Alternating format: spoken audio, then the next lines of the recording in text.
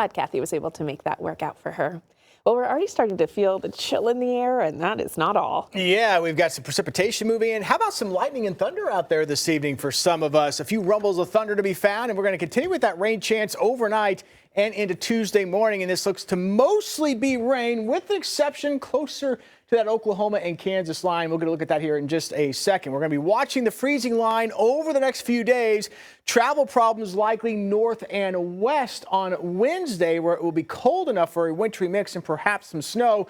Still a question where that freezing line will end up, however, and if it can make it into the Tulsa metro Wednesday morning. If it stays north, we could end out with a cold rain, but if it comes far enough south, we may have some icy conditions in the metro, and that is still to be determined. Now, here's what it looks like for tonight. Again, mainly we're looking at rain with this tonight, scattered showers, even a few thunderstorms, mostly south of Highway 412, a bit more isolated as you go to the north. And again, we'll keep that chance for a little bit of light icing across far northern portions of the region, including those of you here, Chautauqua County, Montgomery County, into parts of Kansas, and also into Labette County. So again, as far as any travel impacts through tomorrow morning, there is some light icing that's going to be possible for those of you along the Oklahoma and Kansas line and northward into Kansas, but I'm not expecting any major issues. Just be mindful if those temperatures can get cold enough into tomorrow morning to the north. Right now, we've had most of the rain falling across areas here south of Highway 412 and even south of I-40, kind of two bands of rain that we've been watching. And out of this, we've had some lightning and thunderstorms right now in McAllister. How about that? Some downpours moving through.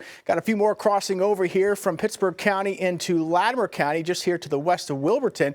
We've also got some rain and some thunder ongoing here from Tahlequah over to around Stillwell. That extends back here into parts of Okfuskee County, and even a few showers right now coming across the metro. Nothing heavy in Tulsa, but a little bit of light rain moving on through as we speak. So that umbrella may come in handy if you're heading out and about this evening. You can see the view here from Brookside looking back toward downtown, and we've got the overcast skies here on the Wade's RV Weather Camera Network. Our high temperature today was 41.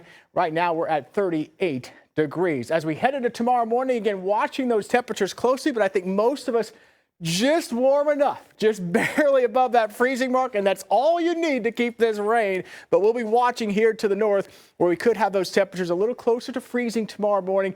May have a chance to get some very light icing, so we'll monitor that near the Oklahoma and Kansas line. Highest chance for showers tomorrow will be in the morning hours, and then probably drying out into the afternoon, but we'll keep the clouds around. Temperatures struggling into the mid to upper 30s for highs, but better chance of hitting 40 as you go farther to the south and to the east. And then all eyes on Wednesday, especially Wednesday morning. That's where we're going to have the heaviest precipitation move on in. And again, this freezing line, it's going to be really close here to I-44. Some of the data today is actually keeping it a little farther north and west. And if that happens, that would keep Tulsa all rain in the morning hours, which would be ideal. But again, I think the farther north and west you go, the odds of dealing with wintry weather will be highest on Wednesday morning. And then we, believe it or not, we'll change over to a light mix in Tulsa, maybe a little bit of snow before things are done. But that afternoon precipitation looks very light as it winds down. As far as any snow totals, maybe an inch or two if you're lucky into southeastern Kansas. Most of us probably won't get a lot of snow out of this, but a chance for a dusting. And we'll keep an eye on that icing threat Wednesday, especially Wednesday morning when we have that heavier precipitation moving on through. Could have a coating of ice. And again, where we get that coating of ice north and west, that's where we're likely going to have the higher impacts with any travel on Wednesday morning. Some of that might even continue into Wednesday afternoon. So that's what we'll be watching. That freezing line is going to be crucial Wednesday morning.